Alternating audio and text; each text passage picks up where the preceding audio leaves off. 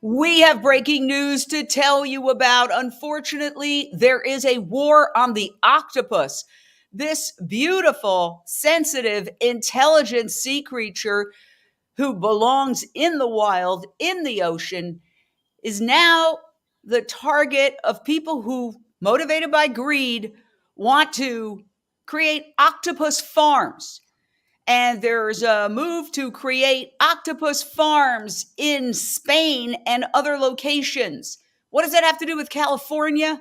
Well, California is the fifth largest economy in the nation, bigger than many, many other countries, about to become the fourth largest economy. So if California says hell no to octopus farming, then maybe these little guys or big guys have a chance.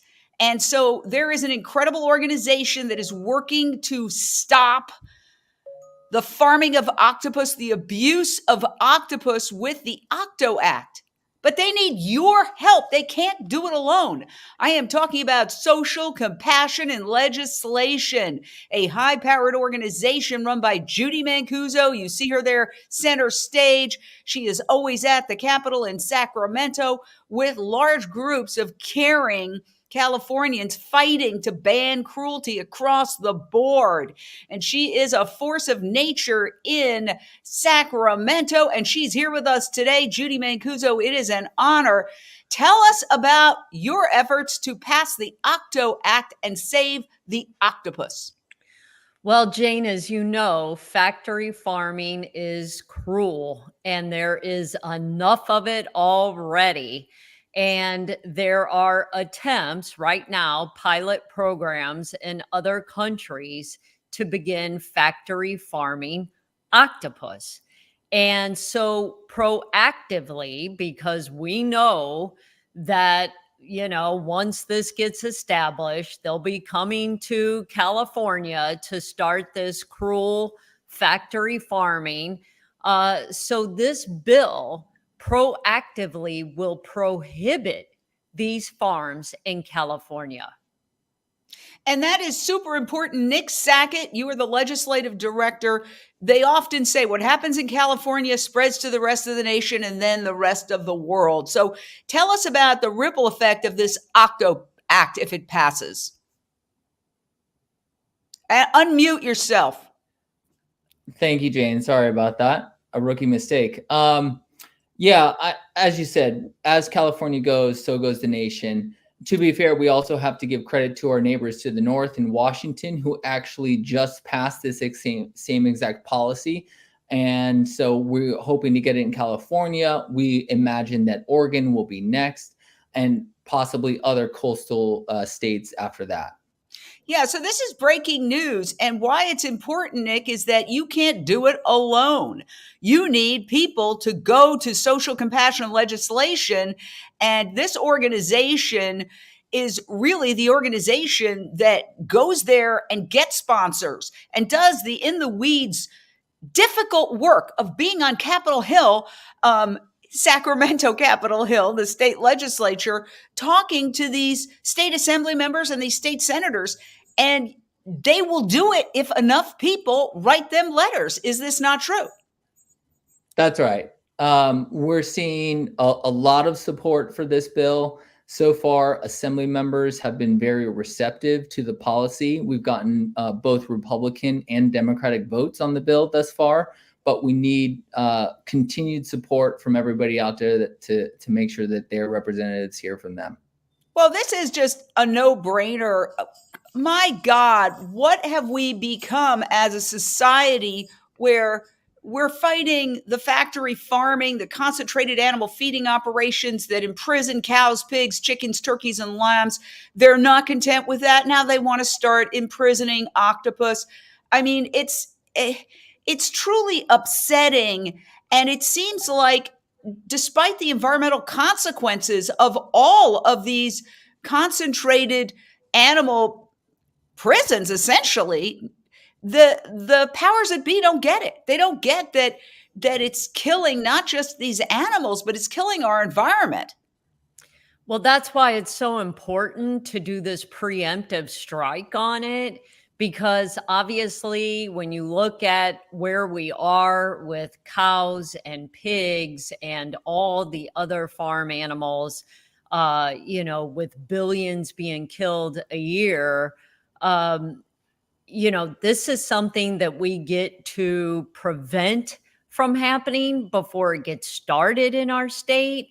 And, people want to just stop CAFOs, these high volume farms from existing, which is a big hill to climb. So once the agriculture gets started, to undo it, unwind the clock is next to impossible. But the fact that we can prevent it from ever getting started, that's real progress. And what I have to say is that everybody needs to join it. If this bothers you, just write this down. You have to write down the website you need to go to, and you have to write down the act that you want to sign. And where you need to go is social compassion and legislation. And you're going to see in just a second, grab your pen, check it out. Social Compassion and Legislation.org. You can sign up there. You get a newsletter that tells you about all the various crises involving animals. And what's really good about it is you don't have to do any heavy lifting. It's all done for you. All you have to do is click a button and it sends a letter to all sorts of legislators. So the key is for you to sign up, go to Social Compassion and Legislation.org and sign up.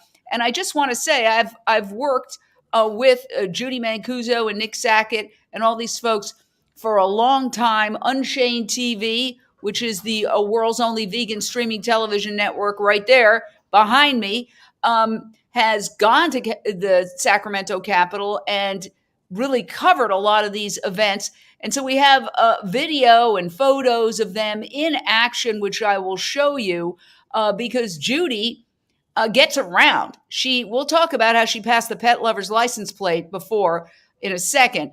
But there she is holding news conferences in front of the Sacramento Capitol building, gathering with large groups of people that she mobilizes from all over the state.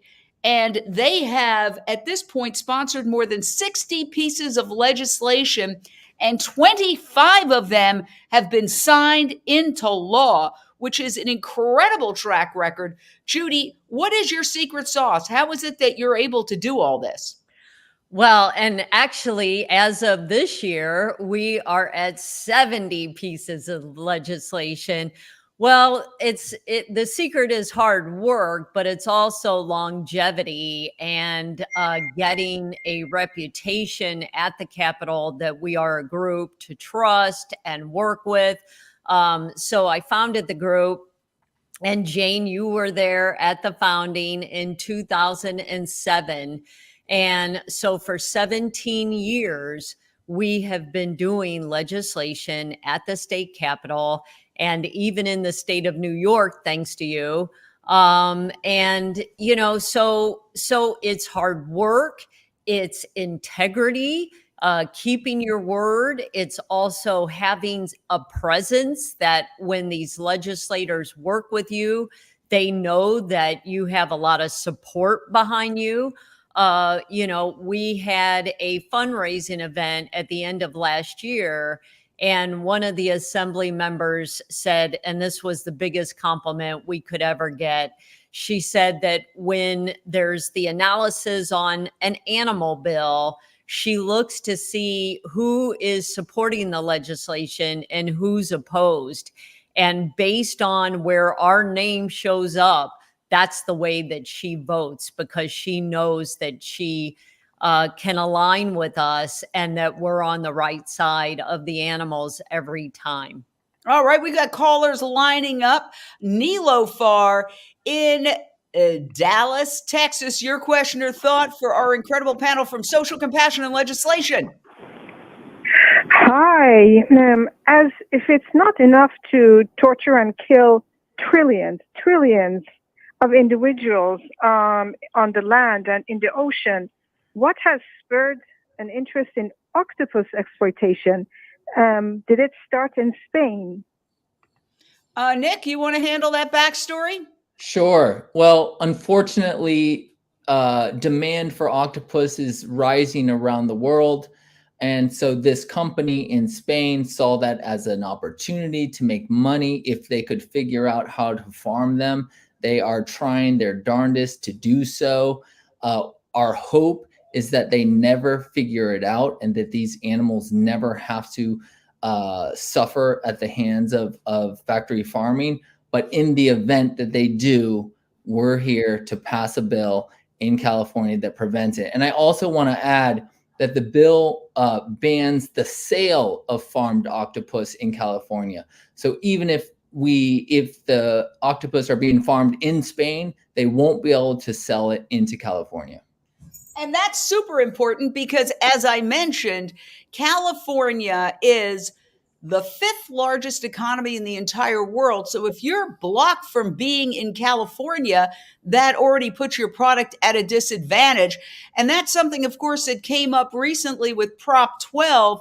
The California voters have overwhelmingly passed two major propositions to help animals. Prop 2, which went into effect in 2015, that said farmed animals have to have the ability to turn around and move.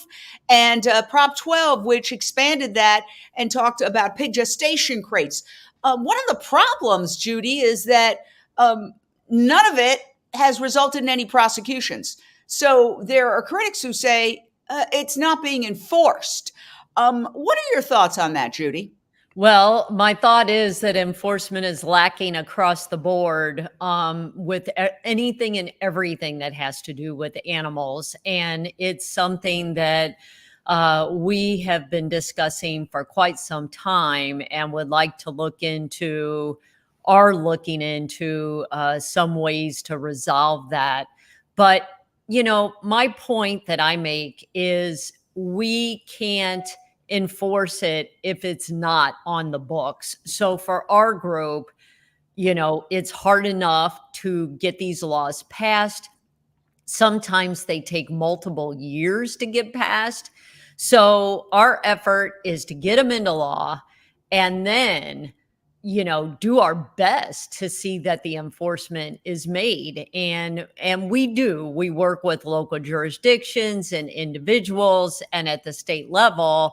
But again, with this particular bill being preemptive, that we won't have to worry about enforcement because it will prohibit these factory farms from ever getting started. So it really is such a winner.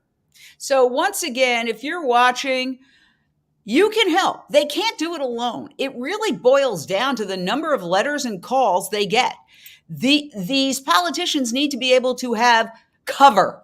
They need to have cover. And so if they get thousands of emails, they can feel confident that they're not risking their political futures by standing up for this bill. So you can help pass AB 3162, the Octo Act. This is breaking news. California can preemptively stop octopus farms from happening across the world by basically making it unprofitable. I mean, essentially, California, the fifth largest economy in the world, about to become the fourth largest. If you can't sell here, and that applies also to the pig gestation crate issue, where Prop 12 says, you can't sell in California pig products, which is pork and ham, etc., that comes from pigs who were kept in crates the size of their bodies, never able to turn around, basically coffins for living beings. But that is a question of enforcement. In this case, in the octopus case, if they pass the Octo Act and it prevents these octopus farms from even opening because they decide, well, we're not going to be able to make a lot of money. We won't be able to get into California. California is really big. Now we've got other states as well copying California. Let's forget about it. And that's what they're hoping will happen. So it's up to everybody watching It's so easy. All you need to do is go to socialcompassionandlegislation.org, 4 words, socialcompassionandlegislation.org. You sign up and you help. And there's a whole bunch of bills. We're going to get to some of the others. Again, this is an organization that has been so successful at passing bills for animals. My Little Rescue's here. We're going to talk about her in a second. But first, let's go to another call. We got Michelle in Los Angeles. Your question or thought for our panel. Hi. Well, I want to say thank you so much for all you do. I was wondering what kind of pushback you get from actually getting these bills passed. Well, it depends on which bill, and it attracts different types of opposition. And depending on what bill we address next, I can tell you what type of opposition. For this octopus bill, we really have not gotten any pushback. It's been pretty supportive because we're not affecting existing industry here. So the pushback we get is when we're trying to change a particular industry, as with our 4-H bill that has to do with ag, and our RVT bill that has to do with the veterinary industry. So it all depends on which bill and what industry. But again, the beauty of this particular bill is that this farming hasn't taken hold yet in California. So we're not fighting an existing industry. We're preventing one from ever getting its foot in the door. And hopefully this will stop any plans from octopus farming in Spain and other regions.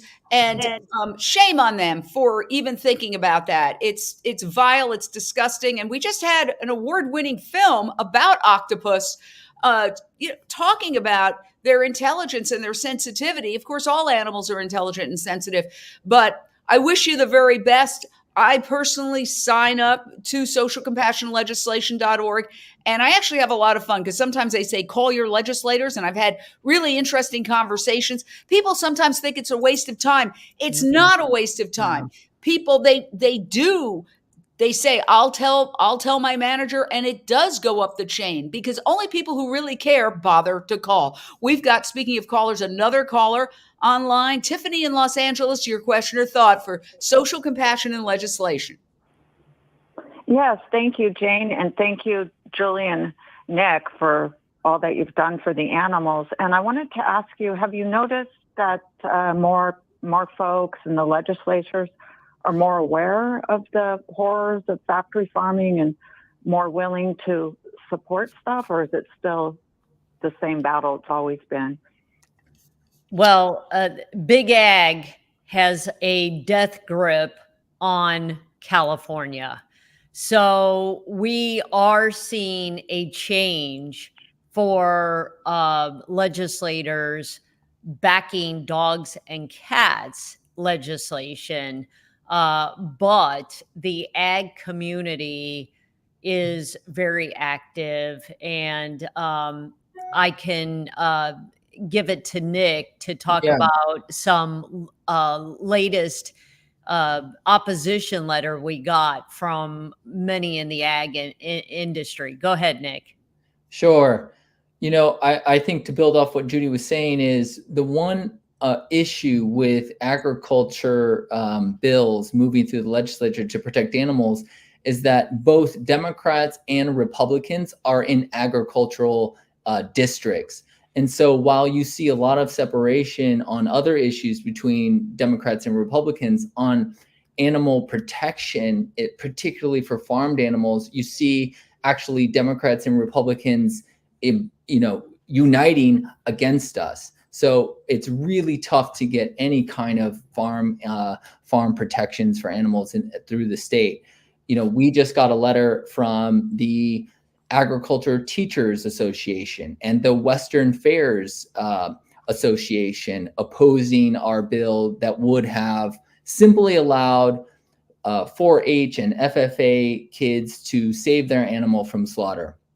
Would not have stopped them from sending to slaughter if that's what they chose to do, but was simply giving an opt-out, and it was strong opposition, and Big Ag unfortunately won that battle. So that was just a recent example of how difficult it is to get these kind of bills through Sacramento. Well, I want to talk a little bit about another bill that you have. And the reason I have my dog Wednesday here is that Wednesday is an example and the most adorable, sensitive, intelligent, funny, charming little beauty you've ever seen. Somebody tried to dump her at a shelter, and the shelter was so full, they said, just take her and put her back where you found her. And luckily, there was a rescuer there, and she heard this and she said, I'll take her.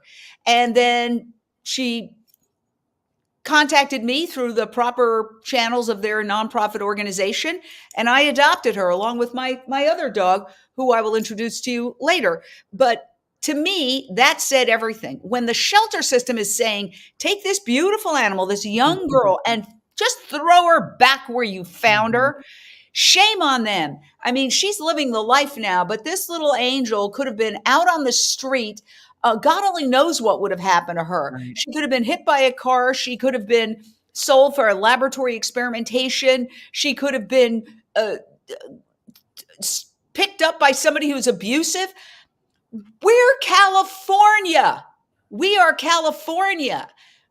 This is an outrage. And I know you have legislation regarding cats and spay neuter, Judie, but you say that it affects all animals. So tell us a little bit about that bill and what we can do to support that bill. Thank you. So that bill is AB 2133, which would allow a registered veterinary technician to perform a cat neuter. So this is kind of an abstract thing for some folks. So let me just kind of bring it home. So in the state of California, you know, the data hasn't been out there, and we're doing another bill to make shelters have to report all this data to our Department of Health. But the numbers that we had at one time that were solid were we were bringing in over 900,000 animals and killing over half. And a big percentage of that, the animals that were being euthanized in shelters are cats. And cats proliferate, you know, they can have babies all year round. You know, some states where it gets freezing cold in the winter time, cats don't make it through the winter there. But with our weather conditions, outdoor cats can proliferate year round, and they do. So what we need is we need more spaying and neutering. And there is a lack of veterinarians in our state. There's a lack of veterinarians across the United States. There's also what we have licensed here in the state of California is registered veterinary technicians. These RVTs are already allowed to do dental extractions, dental cleaning on dogs and cats, which is a much bigger procedure than a cat neuter. So what we thought to help, we had a big stakeholders meeting of over 30 folks that were vets, RVTs, rescue community, everyone who is trying to help solve this and touches this situation, this issue. And, you know, by far, we need a greater volume of spay and neuter. So one of the places that we can get this is to be able to allow RVTs to do a cat neuter. Why? Because it's a simple procedure. It doesn't take that long. And this would increase the volume of overall spay and neuter and alleviate at least this piece, like dental surgeries and extractions, from the veterinarian, so they can do the more complicated spay surgeries. So it directly impacts the pet overpopulation, because cats overwhelmingly are being euthanized in so much greater numbers than dogs, and procreate so much greater than dogs as well. Now, let me just say a couple of things about that. Being here in California and experiencing, here's my other rescue, Sunday. And she was found running on the streets in the rain in Arleta. Neither one of the dogs that I've adopted were spayed. Neither had chips. Neither had collars. There were all sorts of efforts made to find the human companion for Sunday here, and no success. And so through an organization, I adopted her. And, the idea that these animals are running loose on the street, many of us have visited third world nations where there aren't as many resources, where animals are running wild, and we go, oh, isn't this terrible? Dogs all over the street, cats all over the street. It's happening here in California.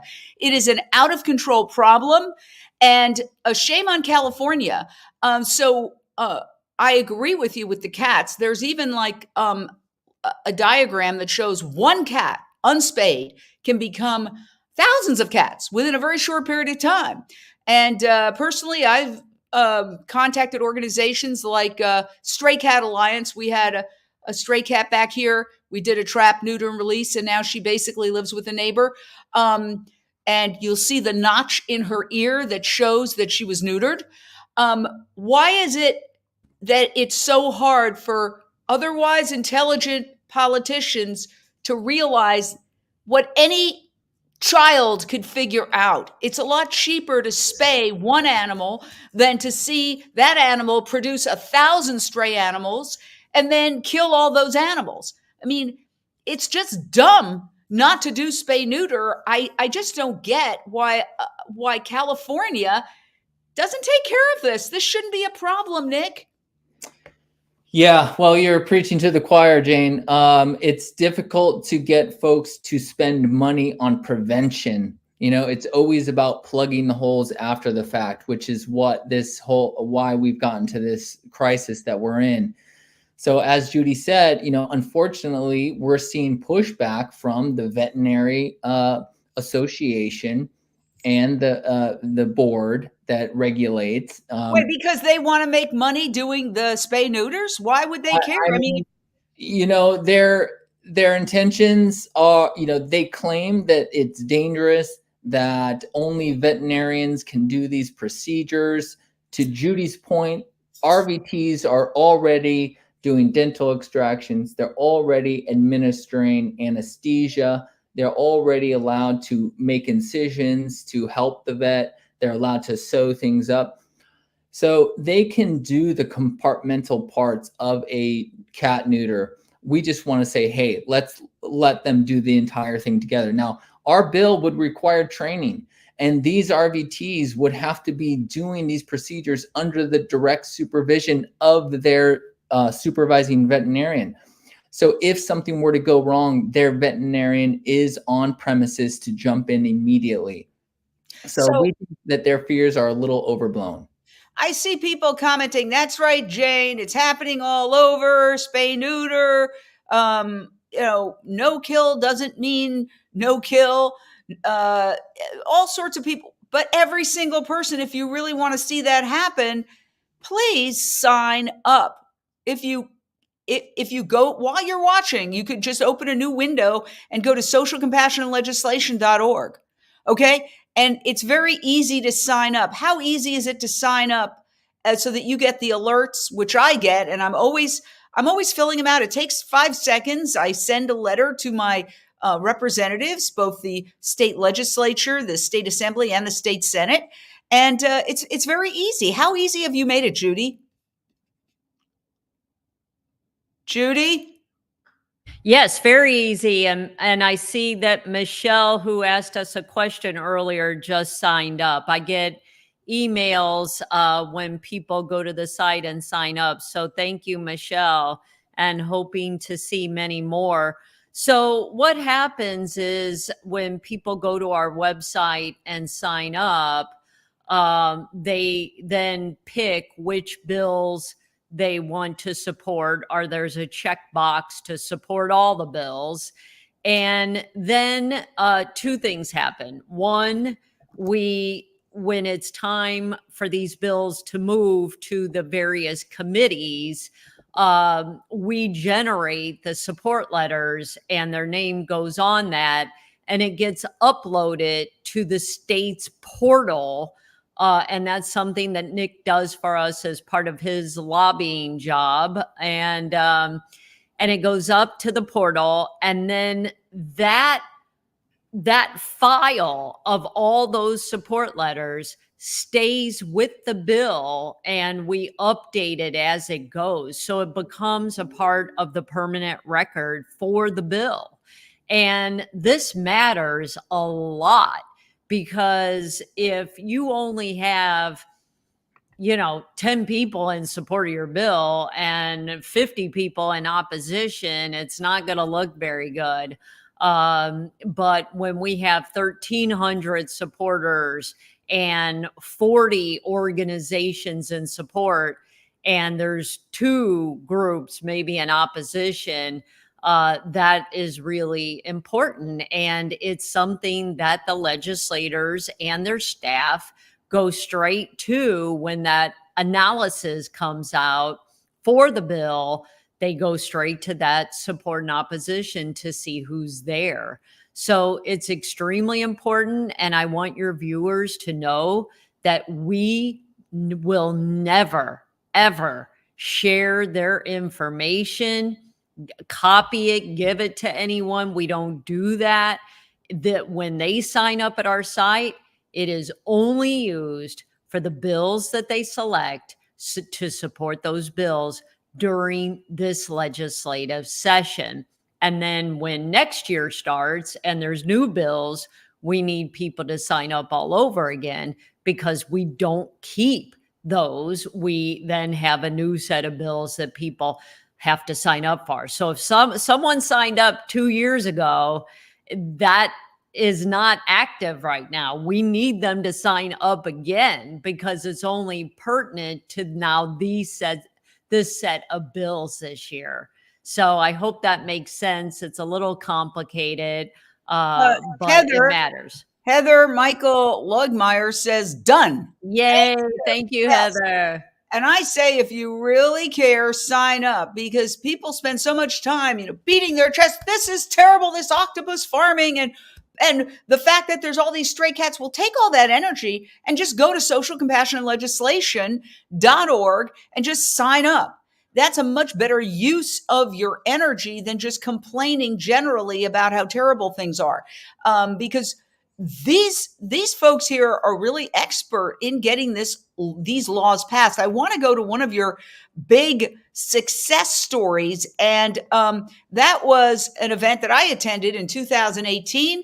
And here they are, the Cruelty-Free Cosmetics Act. Now, you work with a bunch of other groups, including PETA and Physicians Committee for Responsible Medicine, but there was SCIL, Social Compassionate Legislation, front and center. This was a major victory. There's the movie star Alicia Silverstone, who was there, a huge group of people that you mobilized. I came up there. It was quite an event. This gives you an example of what social compassionate legislation does to pass these bills. So tell us about that victory, Judie. Well, that was a big one.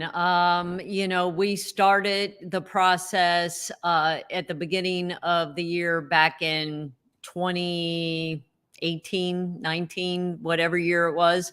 And, the first meeting we had in the senator's office, there was about 20 lobbyists in the room, all against the bill. They were from every large corporation, multinational, international, in the world. And they looked at us like, you got to be kidding.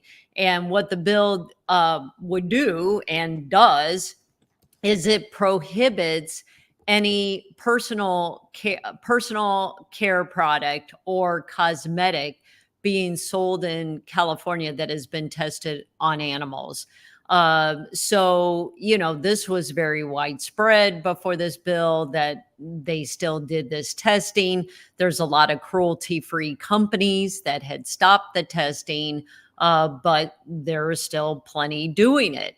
So our proposal would say no more of these products being sold in California that have been tested on animals. So, they treated us like we were, stupid kids or something, like, how dare you want to do this? And long story short, in a year's time, with enormous public support and a lot of hard work, we had 12 lobbyists working on this bill. We spent an enormous amount of money to get it done.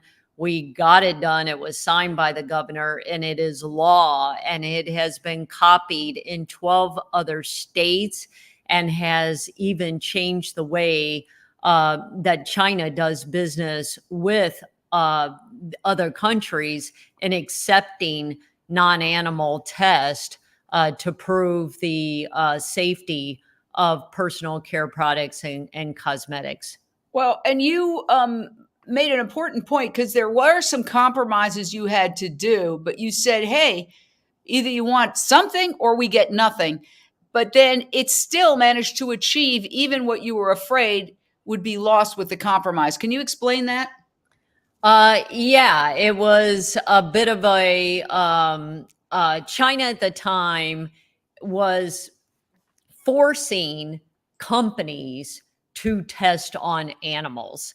So if you wanted to sell your product in China, you had to show them these animal tests that were done to prove the safety.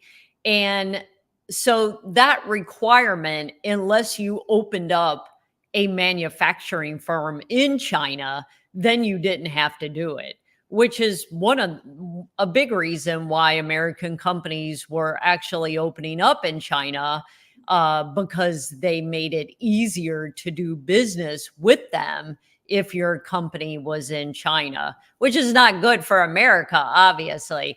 So then, we said, okay, well, there was going to be this China exemption type thing, and, that the companies would still need to do this.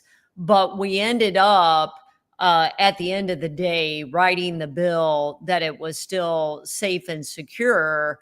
But then China changed the way they did business. And Nick can go into a little more detail on the minutia. I think that's important, because sometimes people are like, no, you can't pass this because it's not 100% perfect. Well, guess what? Nothing is going to be, it's a process, not an event. That's right. And Nick, even though some people were like, well, you shouldn't vote for this unless it's 100%. Well, no, that's not how it works. But it was a huge leap forward. And then China came around somewhat eventually, right? Yes. Yeah, that's right. And China still has more room to go, but they have made significant progress in reducing the requirement to test on animals. And one thing I want everyone to know, that we wrote the bill so that if a company was required to test by another country, i.e. China, that when they came to sell in California, they would have to show the safety of the product using non-animal testing methods.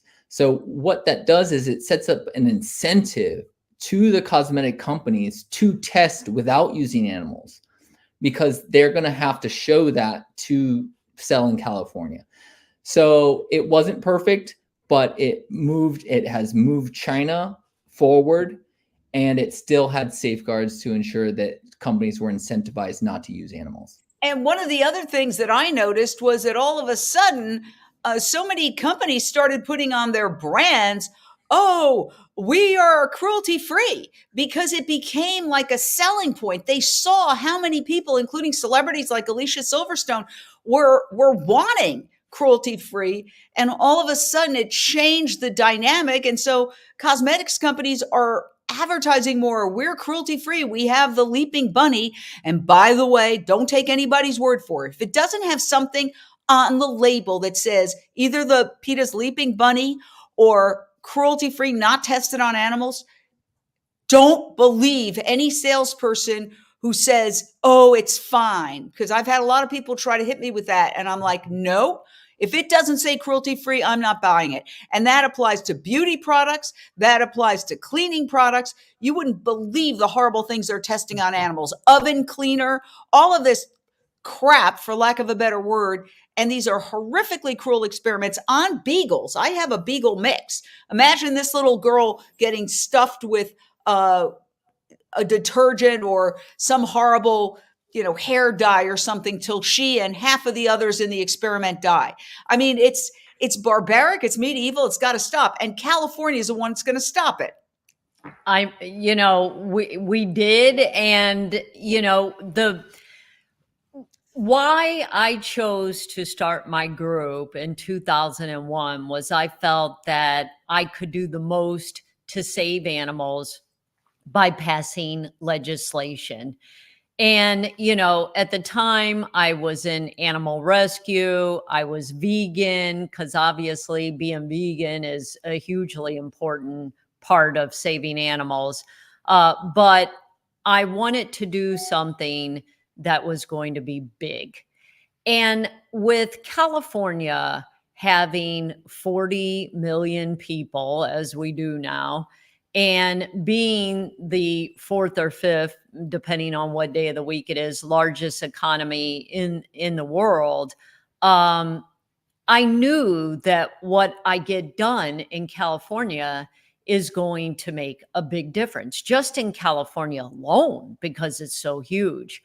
But as in the Cruelty-Free Cosmetics Act, when that bill gets copied in 12 other states and then changes the way a foreign government does business and what is acceptable to them as far as non-animal tests, all of a sudden we're saving animals exponentially. I mean, the number, you can't even come up with a number because it's so big and just keeps going year after year after year. So what we do is just hugely important. And I want to thank Debbie. She just signed up on the site, so she's heard our message today. Thank you, Debbie, for signing up. And so on our website, we have our how to help and sign up for support and get our newsletter. And it also shows all of our active campaigns that we're doing right now, but it also shows all of our past campaigns. And why this is important is so that other animal groups such as ours in other states can actually use our work as a model and go get that bill passed in their state. And that's how these 12 other states have done the Cruelty-Free Cosmetics Act, because they used our bill. They went to their state legislature and they got it done. And the same with our other bill that kicked puppy mills out of pet shops. That one too has been copied in about a dozen other states too. And again, it goes from just saving these animals in our border of the huge state of California to exponential because of these other states and other countries following suit. So let's get back to this little one who loves to come to restaurants with me and sit in the outdoor patio along with her sister. This is Wednesday, and her sister, her adoptive sister, they're both rescues from different parts of LA, is Sunday. They can do that because of you. Social compassion legislation got the Dining with Dogs Act passed. I have to say, I'm very proud. On my deathbed, I'll look back and say I was part of that Dining with Dogs Act because it's brought me personally so much pleasure, and so many other people who were forced to leave their animals home in the past. And it's been copied. It was started here in California. It's been copied in New York and other places. Tell us about that one, Judie. One of my faves. I mean, it was, it happened to you. It happened to me that I had just rescued 2 Chihuahuas. And we went to a veggie grill one day and sat outside in the patio with our dogs. And then we went to another veggie grill at a different location on another day. And the man said, "Oh, you can't have your dogs here." And I said, "But we just did this like a couple weeks ago at another location." And he said, "No, it's, health and safety code that you can't have the dogs at an outdoor patio." And I said, "Well, that's a law that needs to be changed." And I went home that day and I found the law, the exact law that stated that, an animal, companion animal, could not even be in the outside of a restaurant, and spoke to my lobbyist at the time about what it would take to change the law. And one of the things that we had to do first and foremost was to get the restaurant association on our side. And they knew it was kind of a long time coming because people were breaking the law all over the place, which is what you experienced in New York as well, where people were just doing it anyway. And if I remember right, even using it to target maybe restaurants, to call the health inspectors to come to certain restaurants to Yes, cite I them. want to. I want to jump in with that anecdote. Years ago, I was a very small investor in a Real Food Daily, and I went to Real Food Daily on La Cienega, which is now under new ownership, but it's a great restaurant. It was always wonderful, and I saw that had a bee, and I personally knew the owners very well. They're meticulous, and I said, "What?" And they said, "You won't believe this, Jane. There was a dog. We have an outdoor patio, and there was a little dog who just went through. She was tied up outside, and she took it upon herself to go through the little bars and sit on the inside, right on the inside. And a health inspector came and reported the restaurant. And I became enraged because I felt like it was targeting vegan restaurants. Because then you go other places, you see some, bar with everybody eating and there's dogs all over the place. And so I called you, Judie, and I know you were in process of doing this. And, once it got done in California, we also did it in New York State. Tell us about that. It would have never happened otherwise. The day that you had me on your HLN show, I was waiting at the studio to go live with you. And I got a text on my phone from my lobbyist that Governor Jerry Brown, had just signed the bill. And so when I came on live with you, I said, "Breaking news, Governor Brown just signed the bill." And you were so excited. And you said, "Okay, we have to do it next in New York." And I thought, well, okay, and you got me to commit right then and there to do it in New York, which we had never done a bill in New York.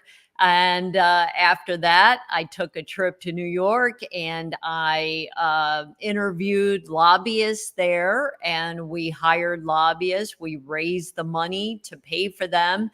And Jane, I have to give it to you because you led that grassroots effort, and Nick was still in New York before he relocated to Sacramento, and having you and Nick there got it done, because I stayed in California for the rest of that session and was able to go back and forth with the lobbyist over the phone.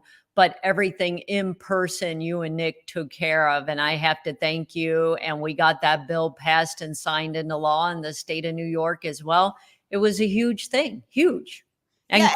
quite a big effort, because And they weren't so huge willingly coming along. Yeah. media attention. Like, we often really struggle to get media attention about really important issues like this octopus bill. But because it captured the public's imagination, they were doing all sorts of sketches of dogs sitting at a table, dining. And remember the massive amount of media that this law got?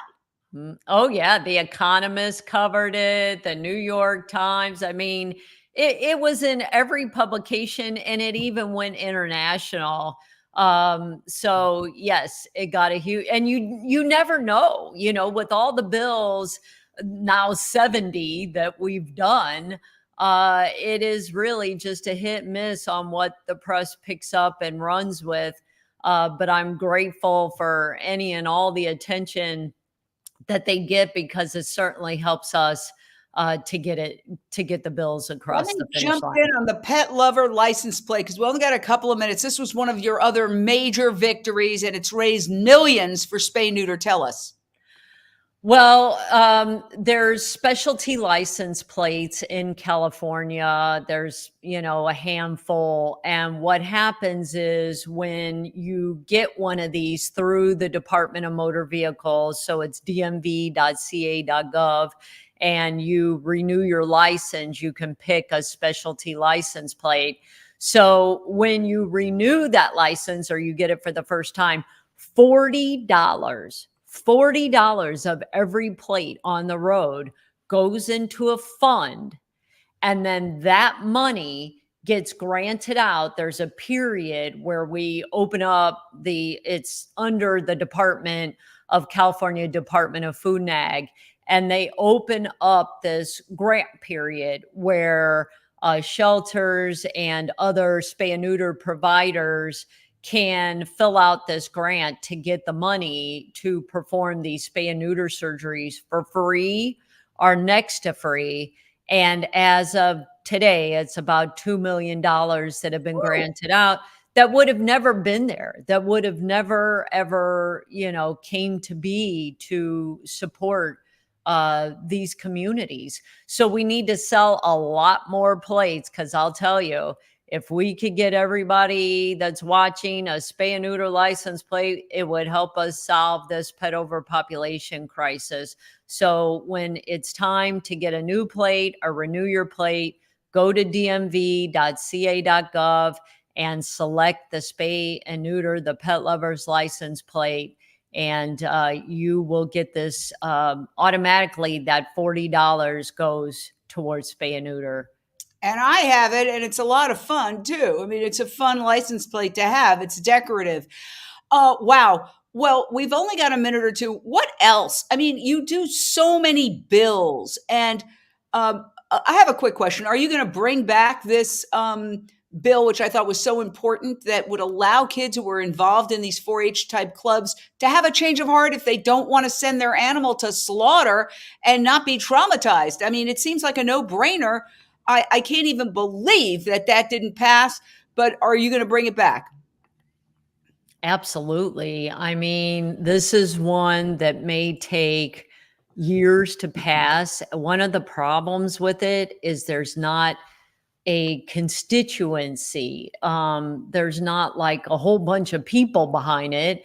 There's families that this happens to, and it would be a safety net to help these families to opt out of this terminal slaughter of their 4-H or FFA animal. So when Big Ag had, their fit over the bill, they won because they, we don't want to change the way we're doing things. People should know up front, this is the way it's going to go. So this one is longer range, that we have to raise the awareness, we have to build support, and but eventually it'll get done. Like, I won't get into it, but the blood bank bill, how we had to do that for 4 years before it ever got done, to get more animal blood banks that didn't hold greyhounds captive in our state, which was another huge, cruel industry and a monopoly. And that took us 4 years to get done. So some of these things just take time. They take an enormous amount of resources. So I would ask that your folks sign up on our website. And please, if you can donate any amount of money, please donate as well. All your money goes to save animals' lives. Well, I have to say, and Josie says, hope California will lead the world on compassion legislation. Thanks to social compassion legislation, that is happening.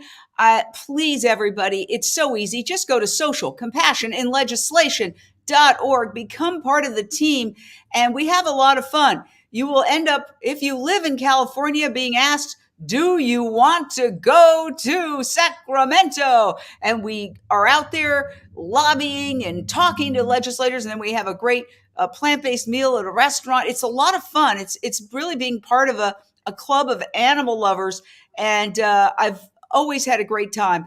I want to say, while we're at it, please download our streaming network. We're the world's only animal welfare streaming network, and we're almost all volunteer run.